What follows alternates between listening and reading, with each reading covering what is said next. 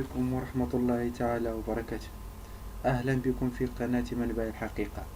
في التفاصيل، فتحت رسميا وزارة التعليم والتعليم العالي القطري باب الترشيح للحصول على وظيفة عمل للشباب المغاربة، وذلك بعد أن أعلنت منذ أيام أنها ستشرع في استقبال كل الطلبة المغاربة الحاصلين على دبلومات التعليم العالي، دبلوم التأهيل الجامعي، ماستر ودكتوراه في مختلف التخصصات، الراغبين في السفر إلى دولة قطر بداية من شهر غشت القادم، على أساس الالتحاق بالوظائف ابتداء من الموسم 2017-2018.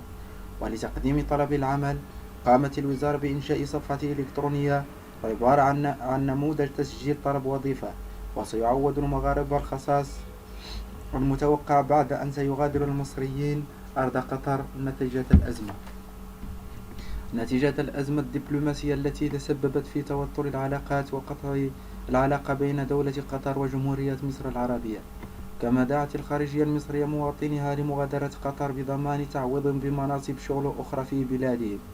كما أعلنت كل من مصر والسعودية والإمارات والبحرين سابقا عن قطع علاقتها الدبلوماسية مع قطر وغلق كل الحدود البرية والبحرية والجوية بعد اتهامها بدعم الجماعات الإرهابية من إخوان المسلمين بمصر وحماس إلى غير ذلك وزعزعة الاستقرار.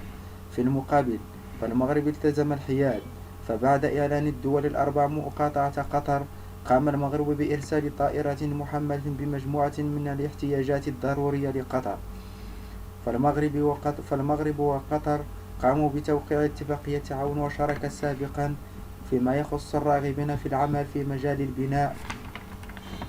فمعظم الشباب المغاربة الحاصلين على دبلومات الجامعية حلمهم الوحيد هو انتهاز فرصة التوظيف بقطر في هذه الأزمة التي تعيشها دول الخليج، ويعود هذا الحلم إلى الامتيازات التي تمنحها قطر للشباب المغاربة، والمنحة الشهرية التي تضاعف المنحة الشهرية المغربية ب10 أضعاف.